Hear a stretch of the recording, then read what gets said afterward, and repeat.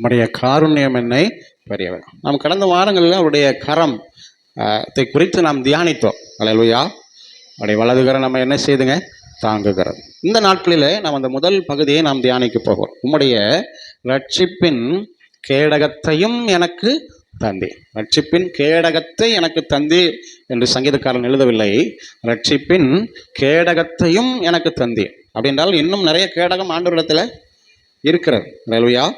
ஆண்டவர் தேவ பிள்ளைகளுக்கு தருகிற கேடகத்தில் ஒன்று ரட்சிப்பின் கேடகம். அல்லேலூயா. சரி, கேடகம் என்றால் என்ன?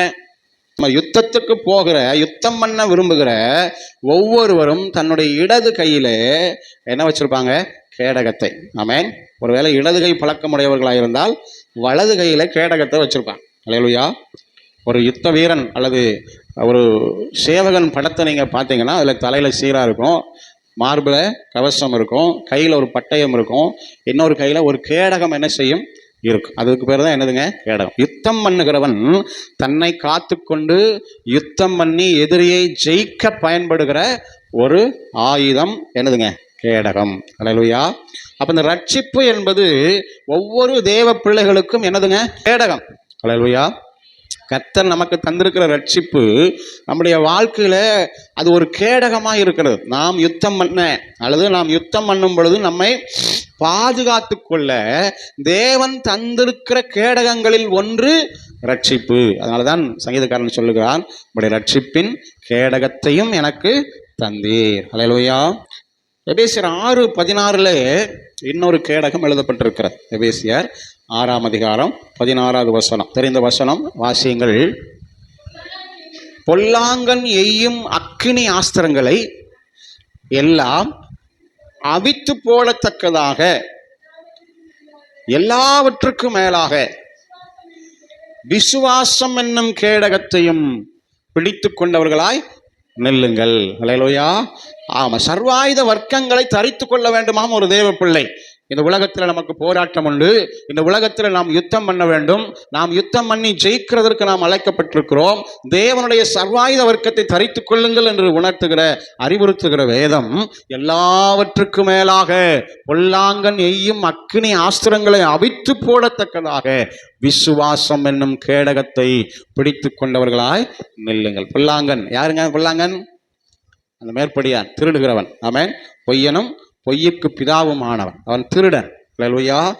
அல்லேலூயா.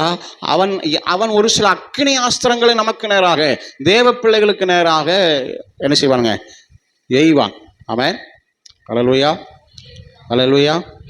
இன்னைக்கு யுத்தம் துப்பாக்கியிலும் பீரங்கியிலும் அணு ஆயுதங்களிலும் நடக்கிறது. வாக்கி டாக்கி கூட யுத்தத்துக்கு பயன்படுத்துகிற அளவுக்கு விஞ்ஞானம் என்ன செய்து விட்டது? வளர்ந்து விட்டது. அந்த நாட்களில் அப்படி அல்ல. கத்தியில் சண்டை போடணும், அல்லது ஈட்டியில் சண்டை போடணும், அல்லது அம்புகளினால் என்ன செய்யணும்? சண்டை போடணும். அந்த அம்புகளில் வித்தியாசமாக என்ன செய்வாங்கன்னா, முன்னாடி கொஞ்சம் அக்கினி தீ எரியிற மாதிரி என்ன செய்வாங்க? ஆமாம், துணியெல்லாம் சுற்றி பற்ற வச்சு அதை எய்வாங்க. அது விழும்பொழுது தீ எளிதில் பற்றக்கூடிய இடங்களெல்லாம் சீக்கிரம் என்ன செஞ்சிருங்க? தீ பற்றி எரிஞ்சிடும். அல்லேலூயா. அப்போ இந்த பொல்லாங்கன், இந்த பிசாசு தேவ ஜனங்களை அழிக்கும்படி, அது தேவனுடைய சர்வாயுத வர்க்கங்களை எடுத்திருக்கிற தேவ ஜனங்கள் மேல் யுத்தம் பண்ணும்படி அக்கினி ஆஸ்திரங்களை என்ன செய்வானா? எய்வானா. அதை நம்ம ஜெயிக்கணும்னா, அதை அவித்து போடணும்னா, அதை செயலந்து போக செய்யணும்னா நம்ம கையில் விசுவாசம் என்னும் கேடகம் நம்முடைய கையில் இருக்கணும். அல்லேலூயா. ரட்சிப்பின் கேடகத்தை மாத்திரமல்ல, தேவன் தேவ பிள்ளைகளுக்கு விசுவாசம் என்னும் கேடகத்தையும் அவர் தருகிறார். அல்லேலூயா. சங்கீதம் 5:12 சங்கீதம் 5ஆம் அதிகாரம் 12வது வசனத்தை நாம் வாசிக்க கேட்கலாம். கர்த்தாவே, நீர் நீதிமானை ஆசீர்வதித்து காருண்யம் என்னும் கேடகத்தினால் அவனை சூழ்ந்து கொள்கிறீர். அல்லேலூயா. இங்க ஒரு கேடகம் சொல்லப்படுகிறது. அது என்ன கேடகங்களா? காருண்யம் என்னும் கேடகம். நீதிமான ஆசீர்வதிக்கிறதோடு ஆண்டவர் நிக்கல, அவனை சுற்றிலும் காருண்யம் என்கிற ஒரு சூழ்ந்துள்ள ஒரு பாதுகாப்பை, மறைத்து கொள்ளுகிற ஒரு பாதுகாப்பை கர்த்தர் என்ன செய்கிறாருங்க?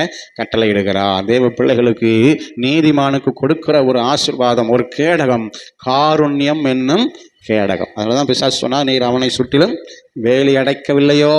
அல்லேலூயா. சூழ்ந்து, காருண்யம் என்னும் கேடகத்தினால் அவனை சூழ்ந்து கொள்கிறீர், சூழ்ந்து இருக்கிறீர். ஆமென்.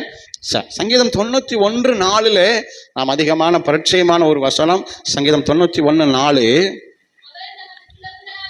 அவர் தமது சிறகுகளாலே உன்னை மூடுவார். அடைக்கலம் புகுவாய். நல்லா கவனிங்க. அவருடைய சத்தியம் உனக்கு பரிசையும் கேடகமும் ஆகும். அல்லேலூயா. அப்ப இந்த வசனத்தின் அடிப்படையில் அடுத்து தேவ ஜனத்திற்கு ஒரு கேடகம் சத்தியம், வசனம் என்கிற சத்தியம் என்கிற கேடகத்தை தருகிறார். அல்லேலூயா. அல்லேலூயா. யுத்தத்தில் ஜெயிக்கணும்னா, சத்துருவை ஜெயிக்கணும்னா, பிசாசோட யுத்தம் பண்ணி ஜெயிக்கணும்னா, பிசாசு நம்மை தாக்காதபடி நம்ம பாதுகாக்கணும்னா நமக்கு சத்தியம் என்கிற கேடகம் அவசியம். அல்லேலூயா. அதனால தான் வசனத்தை படிங்க, வசனத்தை மனப்பாடம் பண்ணுங்க அப்படின்னா இந்த காதில் வாங்கி அந்த காதில் என்ன செஞ்சுறீங்க, விட்டுறீங்க. அல்லேலூயா. ஒரே வார்த்தை எனக்கு படிக்க தெரியாது அப்படின்றீங்க, அல்லது ஒரே வார்த்தை எனக்கு மனசுலையே தங்க மாட்டேங்குது பாஸ்டர் அப்படின்னு. ஏன்னா மேற்படியாக அங்கே தான் எங்கே செய்கிறான், இருக்கிறான். அல்லேலூயா. படிக்கிற வசனத்தை மனசில் தங்காமல் என்ன செய்வானுங்க, திருடிக்கிட்டே இருப்பான், நம்ம இடம் கொடுத்துட்டே இருக்கிறதுனால. அல்லேலூயா. அதனால் நம்முடைய வாழ்க்கையில் சத்தியம் என்கிற கேடகம் ஒரு தேவ பிள்ளைக்கு அவசியம்.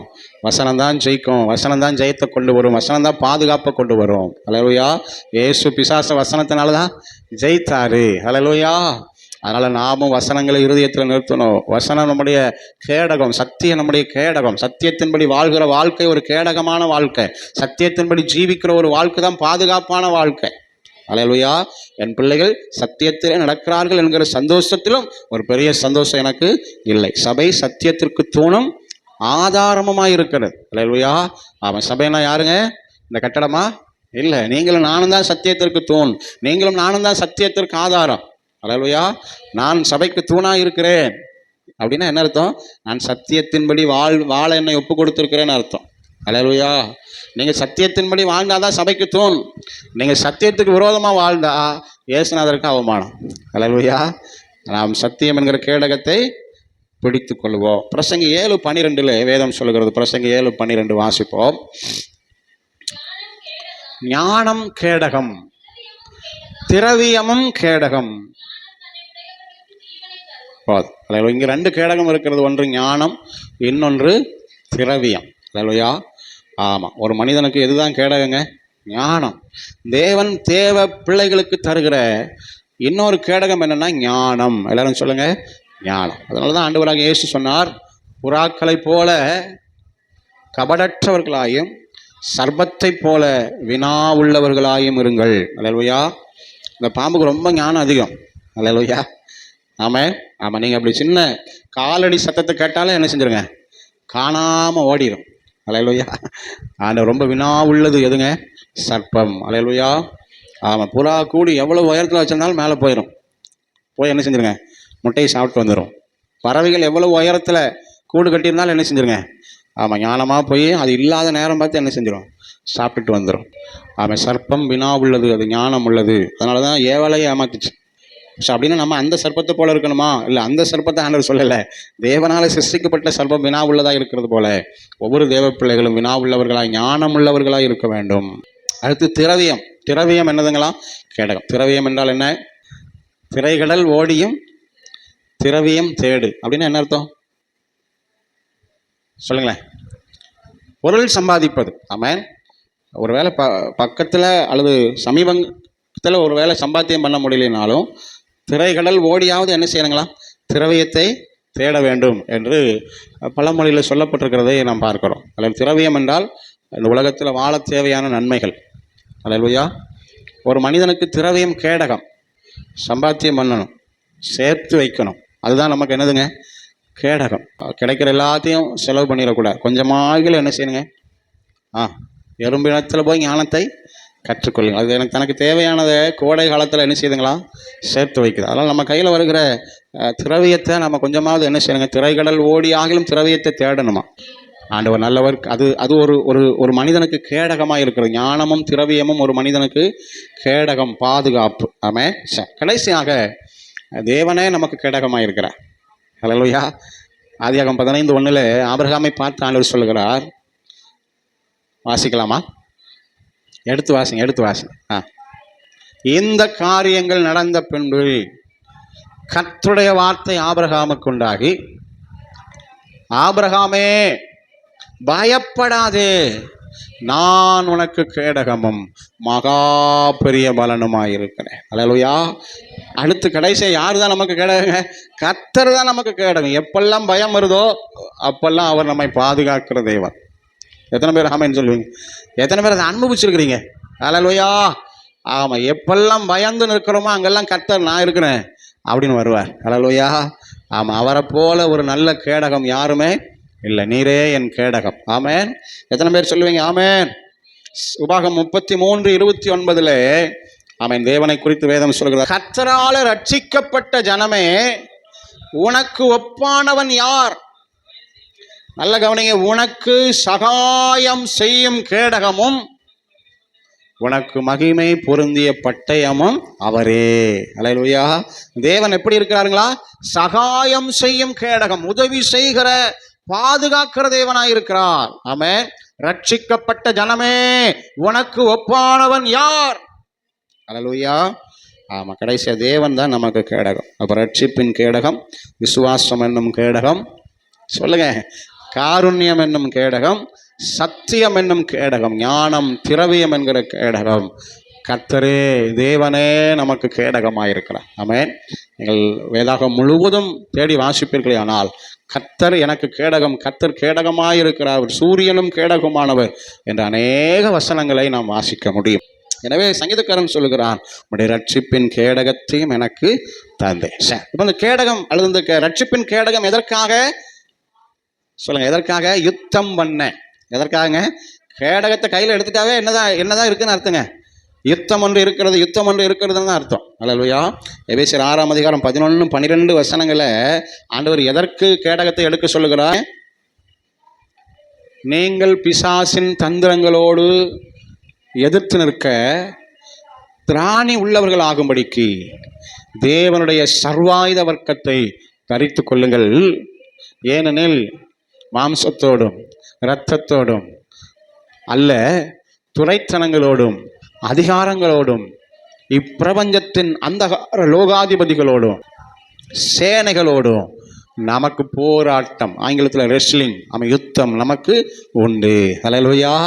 அப்போ இந்த யுத்தத்தில் நாம் ஜெயிக்கணும்னா நாம் தரித்து கொள்ள வேண்டிய சர்வாயுத வர்க்கங்களில் ஒன்று கேடகம். அதுவும் எல்லாவற்றுக்கு மேலாக விசுவாசம் என்னும் கேடகம் என்று எபேசியர் எழுதுகிறதை நாம் பார்க்கிறோம். அல்லேலூயா. நாம் அணிந்திருக்கிற அந்த சர்வாயுத வர்க்கங்களிலேயே பிரதானமானது என்னது? விசுவாசம் என்னும் கேடகம் தான். அல்லேலூயா. அப்போ கேடகம் எதற்காக? யுத்தம் பண்ண, எதிரியோடு, சாத்தானோடு, ஆமேன், சாத்தானின் தந்திரங்களோடு நாம் யுத்தம் பண்ணுவதற்கு நமக்கு கேடகம். எத்தனை பேர் ஆமேன் சொல்றீங்க? அல்லேலூயா. ஆமேன். ஆண்டவராக இயேசு சொன்னார், உலகத்தின் அதிபதி என்னிடத்துல வருகிறான், அவனுக்கு என்னிடத்தில் ஒன்றும் இல்லை. அல்லேலூயா. முதல்ல ஒருக்கா வந்து தோத்துட்டு போயிட்டான். அல்லேலூயா. இப்போ கடைசியாக ஒருக்கா வாரான், அப்போ அவன் ஜெயிக்க போகிறது இல்லை, ஏன்னா என்கிட்ட ஒன்றுமே கிடையாது. ஆமாம், அந்த உலகத்தின் அதிபதி பிசாசு. ஆமாம். நீங்கள் யோவான் 12:31, 14:30, 16:11 3 வசனங்களை நீங்கள் வாசிப்பீர்கள். ஆனால் அங்கே பிசாசுக்கு ஆண்டவராக இயேசு கொடுத்திருக்கிற ஒரு பெயர் உலகத்தின் அதிபதி. 12:31 ம் ம் 14:30 பேசுவதில்லை, வருகிறான், ஒன்றும் இல்லை. 16:11 16:11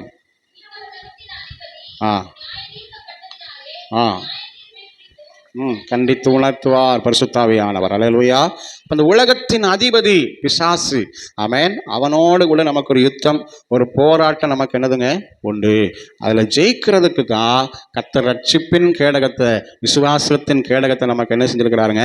தந்திருக்கிறார். அப்போ உலகம் அப்படின்னாவே யாருக்கு சொந்தமானது? சொந்தமாக சொல்லுங்க.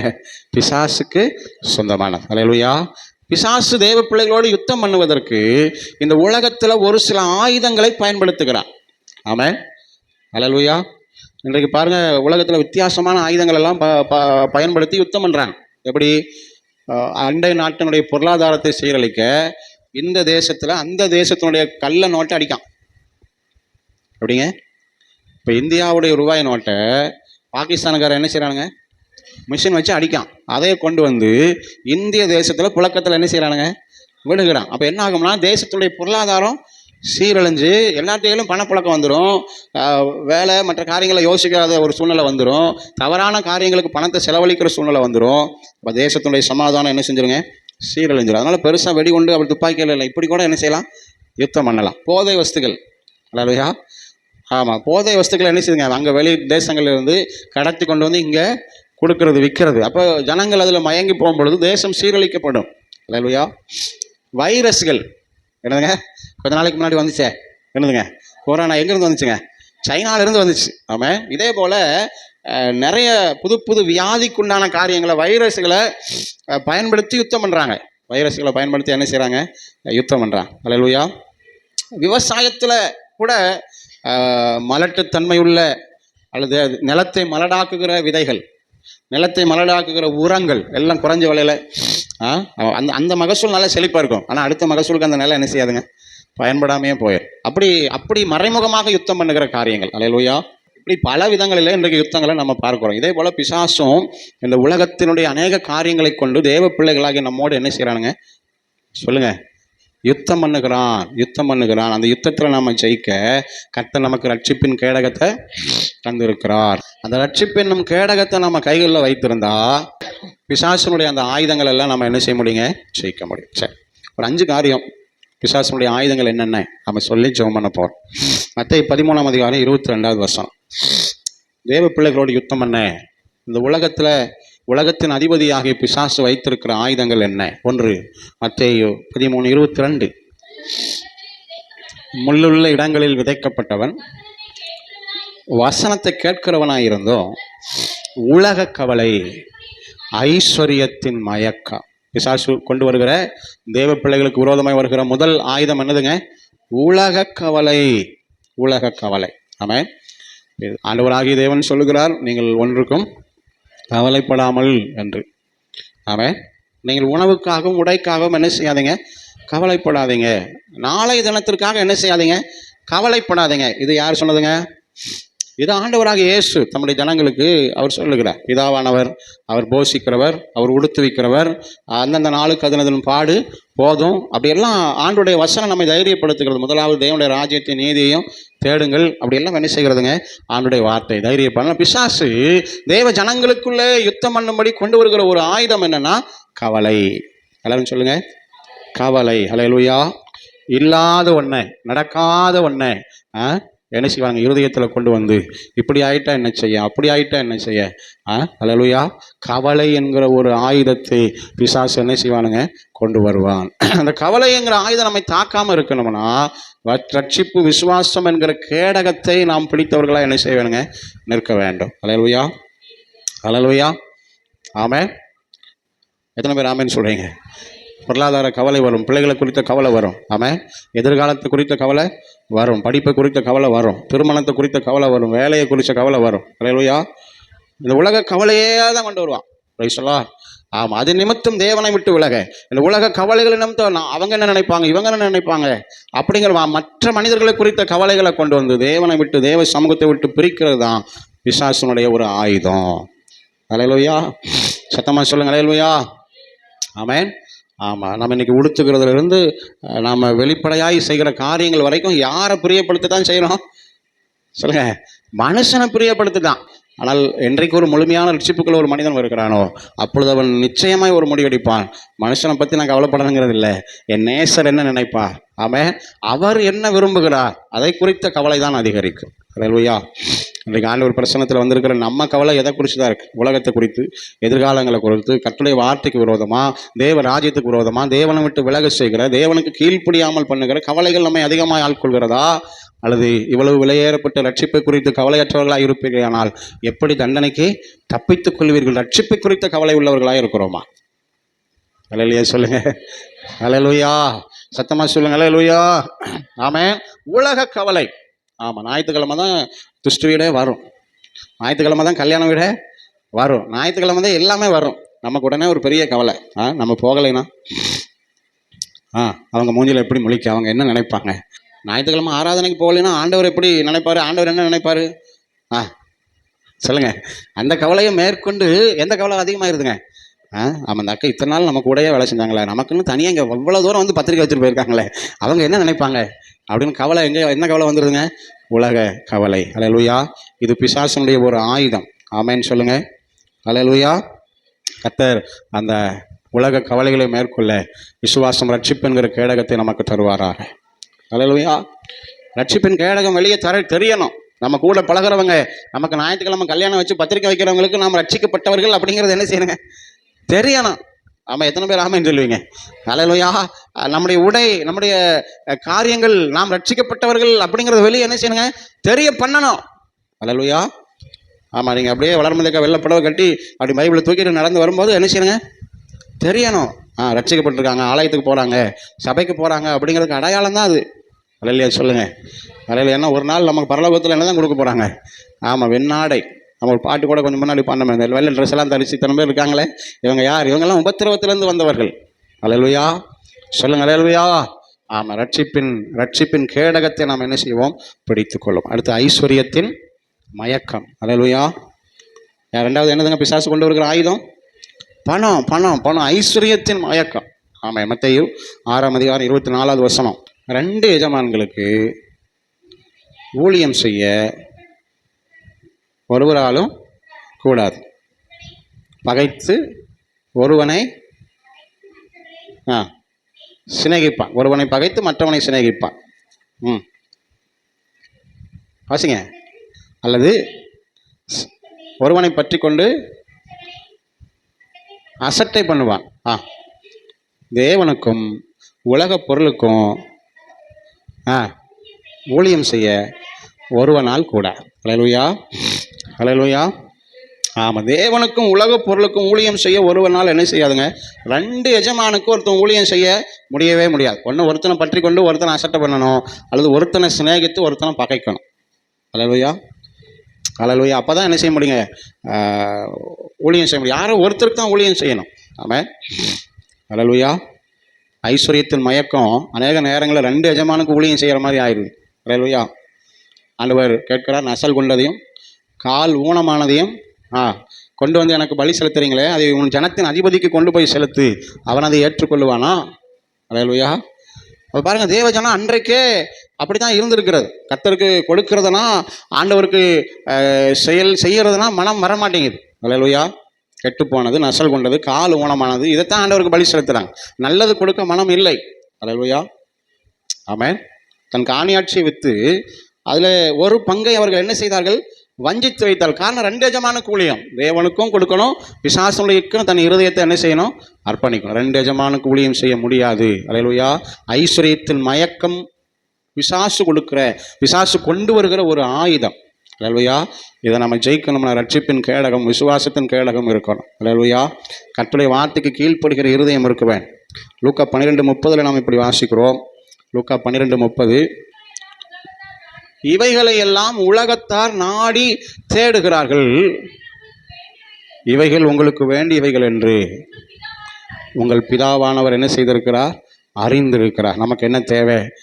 நாம் உடுத்துகிறதுக்கு, நாம் சாப்பிடுகிறதற்கு எல்லாம் கர்த்தர் என்ன செஞ்சிருக்கிறாருங்களா? அறிந்திருக்கிறார். அவர் அதை ஏற்ற வேலையில் தருவார். ஆமென். உலகத்தார் அதை நாடி தேடுகிறார்கள். பணம் பணம் பணம் பணம் தான் முக்கியம். ஆராதனை, ஜெபம் அல்லது ஆண்டவரை தேடுகிறது அல்லது பரிசுத்த வாழ்க்கை, இதை விட இந்த உலகத்தில் பணம் இருந்தால் தான் ஃபஸ்ட்டு மதிப்பாங்க, பணம் தான் ரொம்ப முக்கியம் அப்படின்னு குறுக்கு வழியில் பல விதங்களில் நாடி தேடி ஐஸ்வர்யத்தின் மயக்கத்தில் உலகத்தார் வாழ்ந்து கொண்டிருக்கிறாங்க. ஆனால் தேவ பிள்ளைகள் அப்படி அல்ல. அல்லேலூயா. கர்த்தரை நம்பி, கர்த்தரை சார்ந்து, கர்த்தர் செய்வார் என்று விசுவாசித்து, கர்த்தருக்கு பிரியமாய் ஐஸ்வர்யத்தின் மயக்கத்திற்கு இடம் கொடுக்காம ஆண்டவரை தேடுகிறவர்களாய் நாம் இருக்க வேண்டும். கர்த்தருக்குரியதை கர்த்தருக்கு, ஆமென், கர்த்தருக்குரிய நேரத்தை, கர்த்தருக்குரிய நாட்களை, கர்த்தருக்குரிய தாளந்துகளை நாம் ஆண்டவருக்கு கொடுத்து, அல்லேலூயா, நாம் கர்த்தரை பிரியப்படுத்துவோம். 2வதாக பிசாசு கொண்டு வருகிற அல்லது பிசாசு தேவ ஜனங்களுக்கு விரோதமாய் கொண்டு வருகிற ஆயுதம் என்ன? 1 யோவான் 2:16-17 தெரிந்த வசனங்கள் தான், வாசிங்கள். 1 யோவான் 2:16-17. ஏனெனில் மாம்சத்தின் இச்சை, கண்களின் இச்சை, ஜீவனத்தின் பெருமையுமாகிய உலகத்தில் உள்ளவைகள் எல்லாம் பிதாவினால் உண்டானவைகள் அல்ல, அவைகள் உலகத்தினால் உண்டானவைகள். 1 யோவான் 2:16-17. அல்லேலூயா. உலகமும் அதன் ஆசை இச்சையும் ஒளிந்து போம், தேவனுடைய சித்தத்தின்படி செய்கிறவனோ என்றென்றைக்கும் நிலைத்திருப்பான். அல்லேலூயா. ஹல்லேலூயா. உலகத்திலிருந்து உண்டானது எதெல்லாங்க? கண்களின் இச்சை, மாம்சத்தின் இச்சை, ஜீவனத்தின் பெருமை. பிசாசு கொண்டு வருகிற ஆயுதங்கள் தேவ ஜனங்களுக்கு விரோதமாக. ஆமென். கண்களின் இச்சையை கொண்டு வருவான், மாம்சத்தின் இச்சை என்ன செய்வான்? கொண்டு வருவான். ஜீவனத்தின் பெருமையை கொண்டு வருவான். ஹல்லேலூயா. ஆமென். ஆமாம். தேவ ஜனங்களை விலப்பண்ணுகிறதற்கு, தேவ ஜனங்களை வீழ்த்துவதற்கு, தேவ ஜனங்களை தேவனை விட்டு பிரிப்பதற்கு, ஏதேனை விட்டு பிரிக்க ஏவாளுக்குள்ள பிசாசு கொண்டு வந்தது என்னதுங்க? கண்களின் இச்சை. பார்வைக்கு ஆமாம், புசிப்புக்கு ஏற்றது, பார்வைக்கு இன்பமானதான். ஹல்லேலூயா. ஆமாம். முதல்ல பார்வை தான். Praise the Lord. ஆமாம், ஆண்டவர் நல்லவர். எனவே நாம் பார்வையில் கவனமாக இருக்க வேண்டும். ஹல்லேலூயா. நேற்றைக்கோ நாம் அதிகாலை ஜெபத்தில் வாசித்தோம், கண் தெளிவாக இருந்தால் சரீரம் முழுவதும் வெளிச்சமாக இருக்கும். ஹல்லேலூயா. கண் இருளாக இருந்துச்சுன்னா சரீரம் முழுவதும் இருளாயிரும். அதனால் கண் ரொம்ப முக்கியம். ஆனால் பிசாசு கொண்டு இருக்கிற ஆயுதம் எங்கே தான் வருதுங்க? கண்ணில். ஹல்லேலூயா. ஆமாம். ஹல்லேலூயா. சிம்சோனுக்கு அந்த சகோதரி எப்படி இருந்தாலும் அழகாக இருந்தாலும், ஹல்லேலூயா, அவளுடைய பார்வைக்கு ஆமாம் எப்படி இருந்தால் இல்லை, அதில் ஒரு நல்ல வார்த்தை இருக்கும், இன்பமாக இருந்தால், அவள் என் பார்வைக்கு இன்பமாக இருந்தால், ஏற்றவளாக இருந்தாள். ஹல்லேலூயா. கர்த்தர். அதனால் கண்களின் இச்சை இது பிசாசினால் வருகிறது. அடுத்து மாம்சத்தின் இச்சை, இந்த சரீரம் இச்சிக்கிறதெல்லாம். ஹல்லேலூயா. சரீரம் இச்சிக்கிறதெல்லாம் நம்ம விட்டுறக்கூடாது. ஹல்லேலூயா. அருமையான நம்ம அவள் என் கண்ணுக்கு பிரியமானவள், அதனால் அவளை தான் கொல்லணும், அவளை தான் கட்டணும் அப்படின்னா. ஹல்லேலூயா. கண்களுக்கு பிரியமானது கண்களின் இச்சை. சொல்லலாம் மாம்சத்தின் இச்சை. ஞானேஷ் அவர்கள் சொல்லுவாங்க, இந்த சரீரம் சொல்கிறபடியெல்லாம் நீங்கள் என்ன செஞ்சிடாதீங்க, கேட்டுறாதீங்க. ஒரு பேனாவை கையில் வச்சு என்ன செய்யுங்க, ஓங்கி ஒரு குத்து தொடையில் குத்தி அப்புறம் ஜெபம் பண்ணுங்க அப்படின்னார். ஹல்லேலூயா. அவர் செஞ்சுருக்கிறார், நம்ம யாரும் அதை செய்ய விரும்புறது இல்லை. ஹல்லேலூயா. இருந்தாலும் நம்ம சரீரத்தினுடைய இச்சைக்கு விட்டுறக்கூடாது.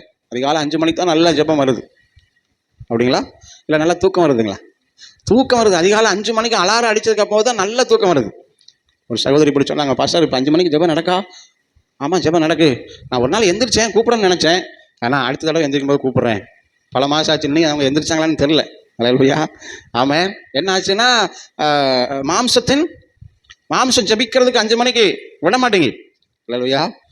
ஒரு 5 to 5:40 அவ்வளோதான் நம்ம ஜெபம் பண்ணுறோம். ஒரு 40 நிமிஷம் தான் என்ன செய்யணும், ஜெபம் பண்ணுறோம். இன்றைக்கெல்லாம் ஞாயிற்றுக்கிழமெல்லாம் 1/2 மணி நேரம் தான். அதுக்கப்புறம் நீங்கள் ஒரு வேளை ரெஸ்ட் எடுக்கணும், இருக்கலாம். வேலை செய்கிறதுனா அது உங்கள் விருப்பம் தான். ஹல்லேலூயா.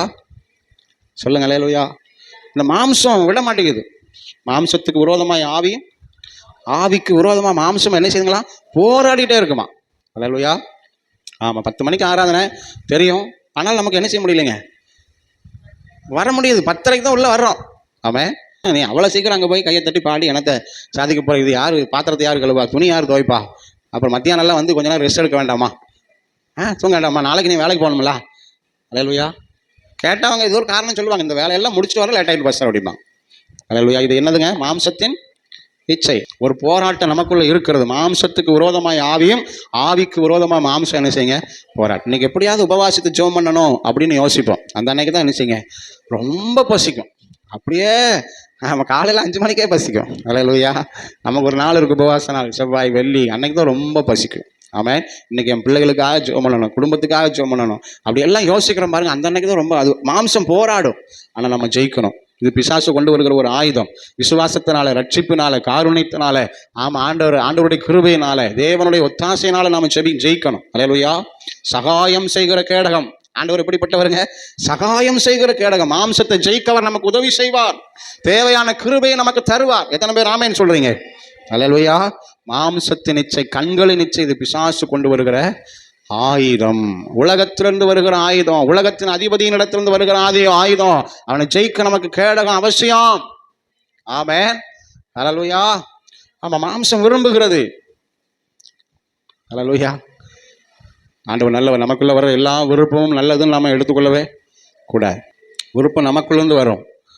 விருப்பம் பக்கத்துல இருந்து வரும், பிசாசுகிட்ட இருந்து வரும், மனுஷன்லேருந்து வரும், தேவனிடத்திலிருந்து வரும். ஹல்லேலூயா. இதில் நாம் தேவனுடைய விருப்பத்தை நிறைவேற்றுகிறவர்களாக நாம் இருக்க வேண்டும். ஹல்லேலூயா. அது தேவ விருப்பம் தானா என்பதை நிதானிக்கிறவர்களாக நாம் இருக்க வேண்டும். ஒரு நன்மையை வாங்கும் பொழுதும், ஒரு ஆசீர்வாதத்தை வாங்கும் பொழுதும் கூட அது தேவன் தருகிற விருப்பம் தானா என்பதை உணர்ந்து நாம் செயல்பட வேண்டும். ஹல்லேலூயா. சரி, போகட்டும். கர்த்தர் நல்லவர். 3ஆவதாக கொலோசியர் 2ஆம் அதிகாரம் 8வது வசனத்தை நம்ம வாசிப்போம். கொலோசியர் 2ஆம் அதிகாரம் 8வது வசனம். ஆமென். லௌகீக ஞானத்தினாலும் மாயமான தந்திரத்தினாலும் ஒருவனும் உங்களை கொள்ளை கொண்டு போகாதபடிக்கு எச்சரிக்கையாயிருங்கள். மனுஷரின் பாரம்பரிய நியாயத்தையும் உலக வழிபாடுகளையும் பற்றினதே அல்லாமல் கிறிஸ்துவை பற்றினது அல்ல. என்ன வழிபாடுங்க சொல்லுங்க? என்ன வழிபாடு? உலக வழிபாடு. ஆமென். இது இது இது யார் கொண்டு வருகிற ஆயுதம்? உலகத்தின் அதிபதி கொண்டு வருகிற ஒரு ஆயுதம் உலக வழிபாடு. அல்லேலூயா. நீங்கள் 2:20 வாசிக்கலாம். அதில் 2:20 நீங்கள் உலகத்தின் வழிபாடுகளுக்கு ஒரு தேவ பிள்ளை என்ன செய்யணுங்களா? மரிக்க வேண்டும். அல்லேலூயா சொல்லுவோம்.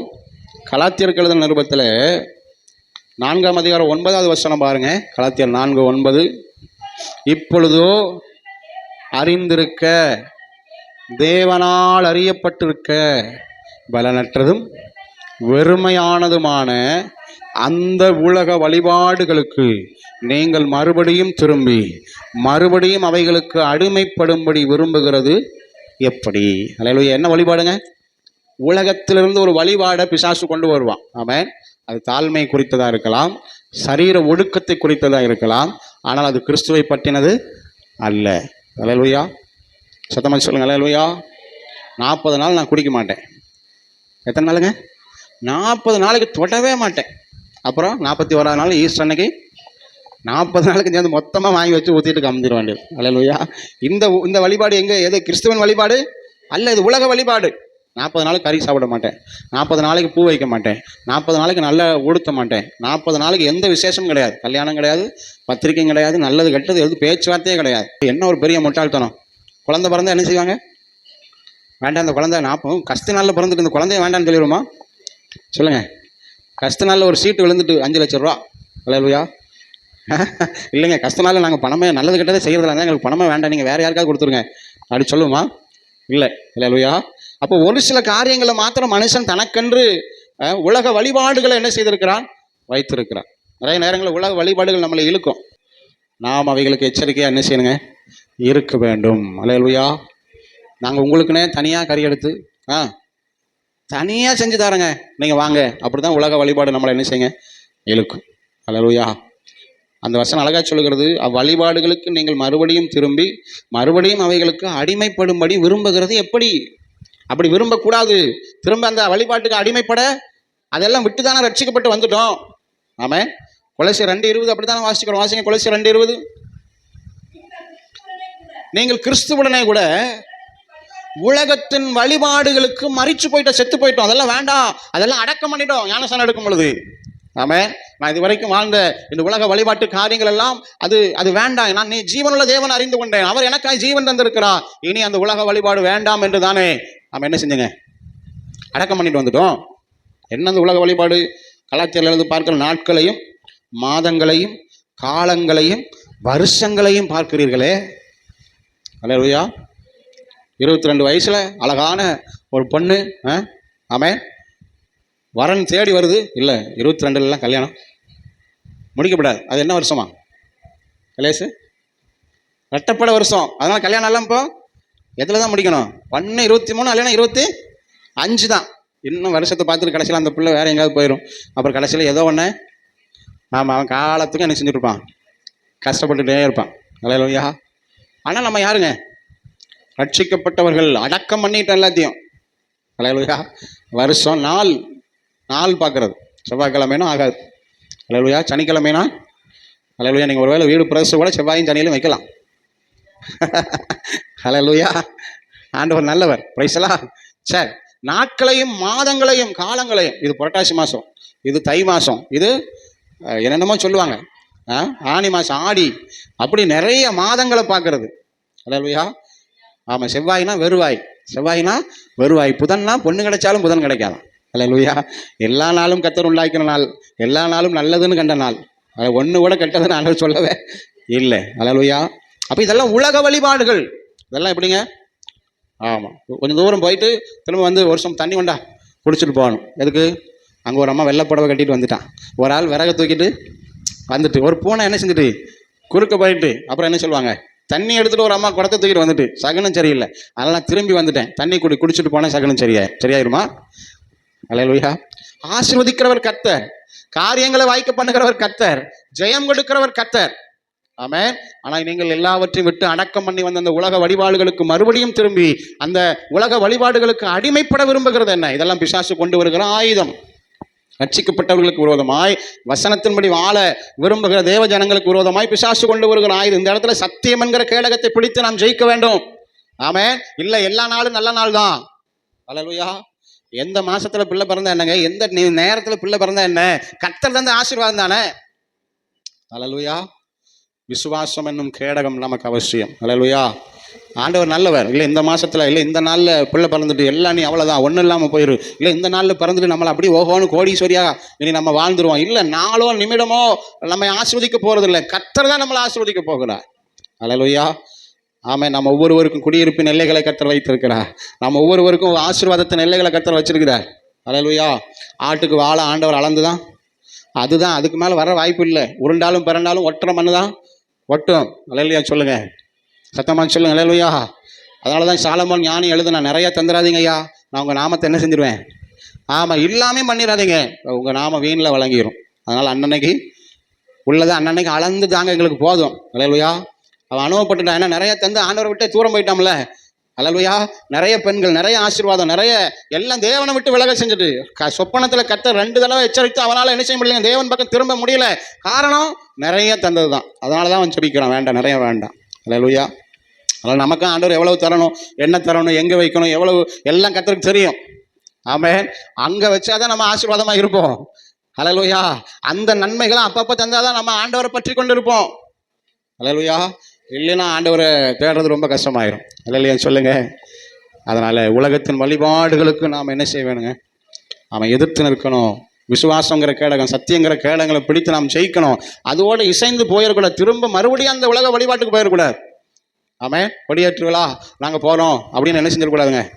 ஆமாம், கரும்பு வாங்கத்தான் போனோம் பாஸ்டர், காப்பி குடிக்க தான் போனோம் பாஸ்டர், என் கரும்பு இங்கே கிடைக்காதா, காப்பி இங்கே கிடைக்காதா, அந்த பெரிய அப்பளம் இங்கே வாங்க முடியாதா? அல்லேலூயா சொல்லுங்க. அல்லேலூயா. தேவ நாம மகிமைக்காக வாழணும். அல்லேலூயா. சத்தமாக சொல்லுங்க. அல்லேலூயா. கரங்களை உயர்த்தி சொல்லுங்க. அல்லேலூயா. ஆண்டவர் நல்லவர், அவருக்காக எல்லாவற்றையும் குப்பையும் நஷ்டமுமா எண்ணுகிறேன். நமக்கு கரும்பும் அப்பளம் பெருசா தெரியுது இல்லைங்க, நஷ்டமா என்னன்னு இயேசுவுக்காக உலக வழிபாடுகளுக்கு நான் மரித்து போயிருக்கிறேன். உலக வழிபாடுகளுக்கு நான் திரும்ப மாட்டேன். திரும்ப அந்த பிசாசு கொண்டு வருகிற ஆயுதத்தில் நான் விழமாட்டேன். என்னை விழ பண்ணுகிற அந்த ஆயுதத்தை நான் தொடமாட்டேன், எதிர்த்து நிற்பேன். அல்லேலூயா. ஆண்டவர் நல்லவர். 4வதாக யாக்கோபு 1:27, திக்கற்ற பிள்ளைகளுக்கும் விதவைகளும் படுக்கிற உபத்திரவத்தில் விசாரிக்கிறதும் உலகத்தால் கரைபடாதபடிக்கு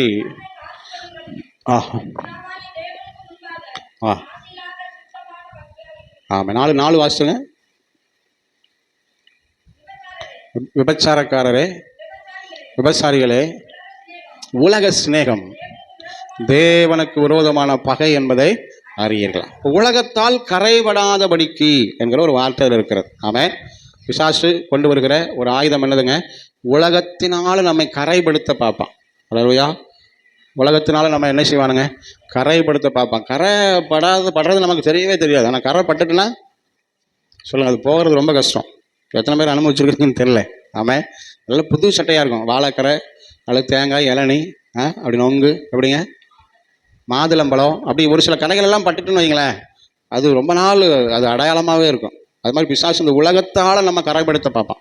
நம்ம விரும்புகிற, நம்ம நேசிக்கிற ஏதோ ஒரு விதத்தில் நம்ம பெயரை கெடுக்க, நம்முடைய நல்பெயரை களங்கப்படுத்த அவன் முயற்சி செய்வான். நம்ம ரொம்ப ஜாக்கிரதையாக இருக்கணும். ஆமென் சொல்லுங்க. உலக சிநேகம், உலக அன்பு. ஆமாங்க, அந்த ஃப்ரெண்டு மாதிரி வேற ஒரு ஃப்ரெண்டே இல்லைங்க. அவ்வளவு என்ன நேசிப்பேன், உயிரை கூட கொடுப்பானுங்க எனக்கு. அல்லேலூயா. ஆனால் அந்த அன்பு கரைப்படுத்திடக்கூடாது. ஆமாம், நல்ல ஒரு கேர்ள் ஃப்ரெண்டுங்க, அவளை மாதிரி ஒரு கேர்ள் ஃப்ரெண்டு கிடையவே. என் மேலே எவ்வளவு அக்கறை, என் மேலே எவ்வளவு பாசம். ஆனால் கரைப்படுத்தி இருக்கும், காலத்துக்கு அது கரையாகவே இருக்கும். பார்க்குற 4 பேர் வித்தியாசமாகவே பார்ப்பாங்க. அல்லேலூயா சொல்லுங்க. உலகத்தால் கரைபடாதபடி நம்மை காத்து கொள்ளுகிறதான் தேவனுக்கு முன்பதாக மாசற்ற பக்தியாயிருக்கிறது. அல்லேலூயா. 4 பேர் என்ன நினைக்கிறாங்க எனக்கு அதை பற்றியெல்லாம் கவலை இல்லைங்க, என் மனசு சுத்தமாக இருக்குது, அப்படியே இல்லை. ஆமென். தேவனுக்கும் மனுஷனுக்கும் பிரியமாய் வாழ நாம் அழைக்கப்பட்டிருக்கிறோம். அல்லேலூயா. மனுஷருக்கு முன்பதாகவும் யோக்கியமானவைகளை செய்ய நாடுகிறேன் என்று பவுல் சொல்லுகிறார். அல்லேலூயா. அதனால நாம் உலகத்தால் கரைப்படுத்துகிற ஒரு ஆயுதத்தை பிசாசு கொண்டு வருவான். நாம் அதை கேடகங்களை கொண்டு, அவருடைய ஒத்தாசை உதவி செய்கிற சகாயம் செய்கிற கேடகமாகிய தேவனை கொண்டு நாம் ஜெயிக்க வேண்டும். அல்லேலூயா. கர்த்தர் நமக்கு ஞானத்தை தந்தருள்வாரா. உலக சிநேகம் ரொம்ப ரொம்ப ரொம்ப கவனமாக நாம் இருப்போம். நம்முடைய சிநேகிதர்கள் யார்? நம்முடைய பாய் ஃப்ரெண்டு, நம்முடைய கேர்ள் ஃப்ரெண்டு, நம்முடைய பாலிய சிநேகிதர்கள் அல்லது நம்ம பக்கத்து வீட்டுக்காரங்க எந்த நோக்கத்தோடு நம்ம இடத்துல பழகுகிறார்கள்? அது ஒருவேளை நம்மை கரைப்படுத்தக்கூடியதா? நாம் தேவன் மேலே வைத்திருக்கிற விசுவாசத்திலிருந்து அல்லது நமக்கு இருக்கிற நற்பெயரிலிருந்து நம்மை களங்கப்படுத்தி விடுமா அப்படிங்கிற ஒரு ஞானத்தை கர்த்தர் நமக்கு தருவாரா? அல்லேலூயா சொல்லுங்க. கரங்களை உயர்த்தி சொல்லுங்க. அல்லேலூயா. ஆமாம். கடைசியாக ரோமர் 12:1-2 நாம் வாசிக்கிறோம். அப்படி இருக்க சகோதரரே, நீங்கள் உங்கள் சரீரங்களை பரிசுத்தமும் தேவனுக்கு பிரியமுமான ஜீவ பலியாய் ஒப்பு கொடுக்க வேண்டும் என்று முன்னிட்டு வேண்டிக் கொள்கிறேன். அல்லேலூயா. இதுவே நீங்கள் செய்யத்தக்க புத்தியுள்ள ஆராதனை. பக்கத்தில் கைப்பிடி சொல்லுங்க. நம்ம செய்ய வேண்டிய தேவன் விரும்புகிற ஒரு ஆராதனை, நம்ம சரீரத்தை ஜீவ பலியாக ஒப்பு கொடுக்கணும். அல்லேலூயா. பாட்டு பாடி ஆராதிக்கிறது, முழங்கால நின்று ஆராதிக்கிறது, வெள்ளை ட்ரெஸ் போட்டு ஆராதிக்கிறது, ஞாயிற்றுக்கிழமை தோறும் ஆராதிக்கிறது, அல்லேலூயா, இதெல்லாம் ஆண்டவர் பிரியப்படுகிறார், இல்லைன்னு நான் சொல்லலை. அதே சமயத்தில் இந்த சரீரம் தேவனுடைய ஆலயம். இந்த சரீரத்தை நாம் ஜீவ பலியாய் ஒப்பு கொடுத்து நாம் என்ன செய்ய வேண்டும்? ஜீவ பலியாக ஒப்பு கொடுக்கணும். அதுதான் ஆராதனை. ஆண்டவர் ரொம்ப நல்லவர். ஆமென். ஆமென். தேவன் மேல் இருக்கிற நேசம் அதிகரிக்க அதிகரிக்க ஒரு மனிதனுக்கு உலக பொருளின் மேல் இருக்கிற நேசம் குறையணும். ஆமென் சொல்லுங்க. அங்கே தான் எளிமை வரும். அங்கே தான் அர்ப்பணிப்புள்ள ஒரு வாழ்க்கை என்ன செய்யுங்க வரும். எல்லாவற்றையும் அனுபவிக்க எனக்கு அதிகாரம், ஆனால் எல்லாம் எனக்கு தகுதியாகிறாது, எல்லாம் பக்தி விருத்தியை உண்டாக்காது. அல்லேலூயா சொல்லுங்க. அல்லேலூயா. ஆண்டவர் ரொம்ப நல்லவர். அதனால் இந்த சரீரத்தை நாம் ஜீவ பலியாக என்ன செய்யணுங்க? ஒப்பு கொடுக்கும். நாளுக்கு நாள், வருஷத்திற்கு வருஷம் வளர வளர இந்த சரீரம் அதனுடைய காரியங்களில் ஒரு மாற்றம் நிச்சயம் ஒரு தேவ பிள்ளைக்கு அவசியம். அல்லேலூயா. அதுதான் தேவன் விரும்புகிற ஆராதனை. நாம ரட்சிக்கப்பட்ட நாள் இருந்தது போலவே அப்படி அல்ல, அல்லது இங்கே ஒரு வேஷம் வெளியே ஒரு வேஷம் அல்ல. அதுக்கு அடுத்த வருஷம் தெளிவாக இருக்கிறது பாருங்கள். நீங்கள் இப்பிரபஞ்சத்திற்கு ஒத்த வேஷம் தெரியாமல் போதும். என்ன வேஷம் போடக்கூடாதுங்களா? இந்த உலகத்திற்கு இணையான ஒரு வேஷம் போடக்கூடாது. அப்படின்னா உலகம்னா யாருங்க? பிசாசினுடைய பிள்ளைகள், பிசாசுக்கு அடிமைப்பட்ட பிள்ளைகள், தேவனை அறியாத பிள்ளைகள். ஆமாம். உலகத்தின் அதிபதி யாருங்க? பிசாசு. இவ்வளவு நேரம் நம்ம அதைத்தான் தியானித்து கொண்டிருக்கிறோம். ஆமாம். உலகத்திற்கு ஒத்த வேஷம், பிசாசுடைய பிள்ளைகள், தேவனை அறியாத பிள்ளைகள் வாழ்கிற மாதிரி நம்ம வாழக்கூடாது. அவங்க உடுத்துற மாதிரி, அவங்க கோடு போடுற மாதிரி தலையில், அவங்க முடி வெட்டுற மாதிரி நம்ம முடி வெட்டி, அல்லேலூயா, அவங்க அலங்கரிக்கிறது போல நம்மை அலங்கரித்து கொண்டு இல்லை. கர்த்தர் நமக்குன்னு ஒரு அலங்காரத்தை கர்த்தர் தந்திருக்கிறார். அல்லேலூயா. அருமையான ஒரு வார்த்தை இருக்கு, தகுதியான வஸ்திரத்தினால. ஆமாம். என்ன வஸ்திரங்க? தகுதியான வஸ்திரம். அந்த ஹெட்மிஸ் அதுதான் சொன்னாங்க. எதுக்கு யூனிஃபார்ம்?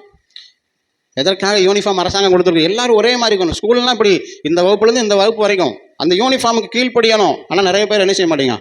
கீழ்ப்படிய மாட்டேங்க. ஏன்? இப்படி தான் முடி வெட்டணும், அது ஒரு ஒழுங்கு, அதுதான் இந்த படிக்கிற பிள்ளைக்கான தகுதி.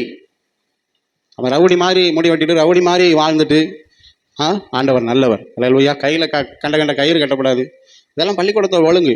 கையில் ரிங்கு போடக்கூடாது. அல்லேலூயா. ஊழியம் செய்கிறான்னு ஒரு பையன் அழகாக ஒரு பெரிய ரிங்கு போட்டுருந்தான்.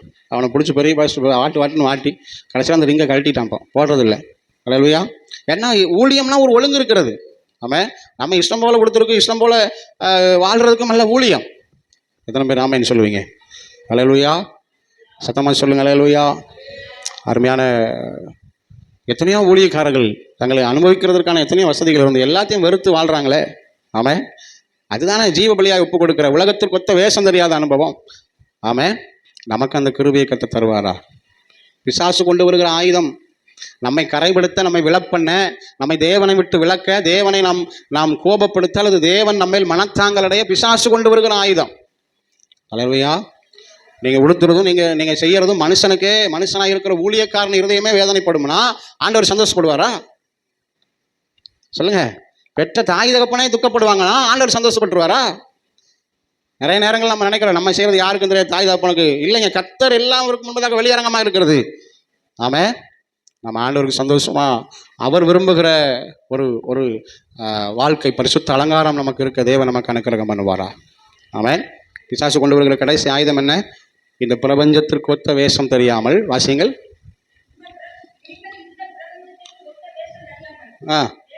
இந்த பிரபஞ்சத்திற்கு ஒத்த வேஷம் தெரியாமல் தேவனுடைய நன்மையும் பிரியமும் பரிபூரணமுமான 3 வார்த்தை இருக்கு பாருங்க. நன்மை, பிரியம், பரிபூரணமான சித்தம் இன்னதென்று பகுத்தறியத்தக்கதாக உங்கள் மனம் புதிதாகிறதுனால என்ன செய்யுங்க?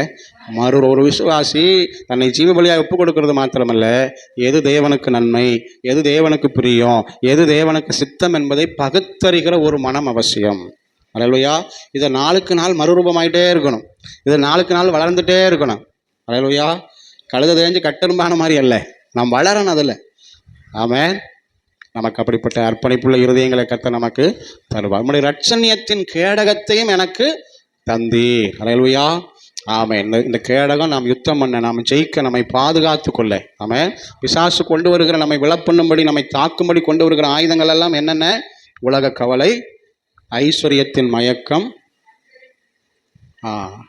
ஒவ்வொருத்தரும் ஒவ்வொரு பாயிண்ட் சொல்லுங்க பார்ப்போம். முதல் பாயிண்ட் என்னெல்லாம் கொண்டு வருவாங்க பிசாசு? உலக கவலை கொண்டு வருவான், ஐஸ்வர்யத்தின் மயக்கத்தை கொண்டு வருவான். 2வது பாயிண்ட் என்னதுங்க? மாம்சத்தின் இச்சை, கண்களின் இச்சை, ஜீவனத்தின் பெருமை. அம்மா சொல்லுங்கம்மா. 3வது பாயிண்ட் என்ன எழுதிருக்கீங்க?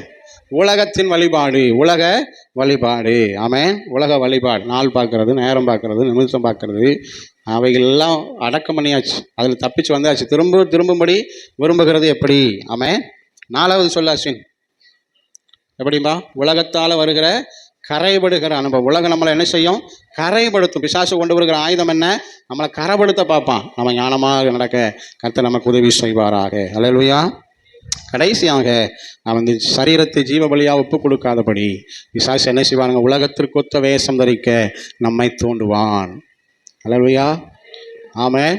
மதுரையில் பாரு, ஒரு பாஸ்டர் சினிமா பாட்டு பாடுறாரு, நீயே என்ன செய்யலாம்?